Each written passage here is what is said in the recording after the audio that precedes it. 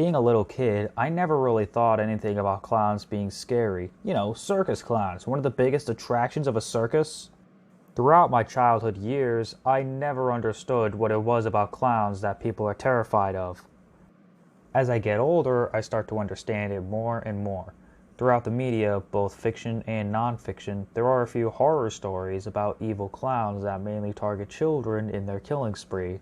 One of the most famous modern examples is in Stephen King's novel, It, which was most famously adapted into a feature film in 2017. A couple years after the novel was published back in the 80s, the Chiodo brothers made Killer Klowns from Outer Space, a science fiction horror comedy that at first glance you might think it's just another crappy horror movie, or maybe a film that's so bad it's good, or perhaps a B-movie horror flick. Which one is it exactly? Well, let's take a look. The plot is that this alien spaceship shaped like a circus tent makes its landing on Earth. The inhabitants are these creatures that are shaped like clowns. On one end, they can deliver laughs to the audience because of how ridiculous they are, but on the other end, they go around the place performing what seems like juvenile pranks or circus acts with the objective of killing people. For the most part, they'd be wrapped up in a cotton candy cocoon, or maybe chopped to death by mutant popcorn, or whatever other methods the clowns use. The first people to explore the ship and escape from it alive are two teenagers, Mike and Debbie. Like many films of the genre, they try to tell this to the police, but they don't believe them until it's too late. Does that sound like a ridiculous concept? Well, that's because it is. Even though I never viewed clowns as scary beings, I still enjoy this film for how dumb it all is. Out of the three options I stated before, this is a film I would say is so bad it's good. Why? Well, it comes down to a few factors. For one thing, the characters are not greatly developed. This can especially be an issue for the two leads. Yes, we know that Debbie used to date this police officer named Dave before leaving him for Mike, but not much else is explained. We hardly get to learn any real personality from them either.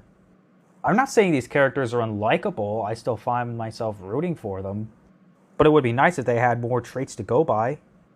Even slasher movies develop the main characters well before eventually killing them off one by one. And no, this isn't a slasher film. The most laughs you can get from this movie are the Terenzi brothers, Paul and Rich, who work as ice cream truck drivers who are unsuccessful in selling their ice cream. They're mainly there for comedic relief, but I can't really get enough of them.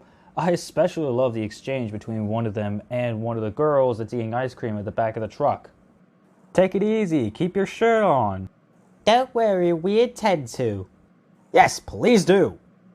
If I had to comment on all these scenes that don't focus on the main characters, but rather on the clowns causing trouble around town, I'd say that most of it is pretty much filler. Especially when the clown punches this dude's head off for breaking his trike, clown luring this kid from the restaurant holding a hammer behind his back. A lot of these scenes are meant to establish what the clowns can do and how it affects the main cast. But some of it seems like deleted scenes that got lost in the file sorting and ended up in the final cut. But they do look really good for the time, especially when this clown is driving an invisible car next to a dude driving a car, making him crash off the side of the road. Now that's commitment. I don't think I have to go through every single detail since a lot of you have already seen this movie, but I just want to give you a taste of my own personal experiences with this flick. When I first watched it, I thought, okay, that was weird, I don't care for it. But then as I watched it more and more, I actually started to enjoy it for how weird it was. That's what I meant by this film being so bad it's good. But for many other people who have seen this movie, it's more than just that. It has a huge cult following. What's really interesting is how this film ended on a cliffhanger because they were planning on making about 3 sequels or maybe a TV series for the film. Neither one has been made, at least not yet. The development process of the sequel has shifted between the Chiodo brothers to Sci-Fi, then to Fox.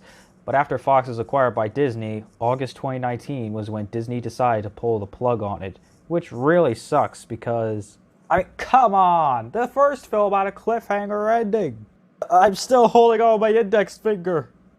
In short, it's not a perfect film, but it's a product of the time and certainly left an impact on a lot of people. I didn't understand it at first, but as I watched it more and more, I started to gain a further understanding of it, and it really shows how much of an 80s nerd I tend to be at times. Sorry, it's just that the 80s have produced a lot of my favorite films like Indiana Jones, Back to the Future, The Karate Kid, etc. This film certainly belongs on the list of gems that I approve of.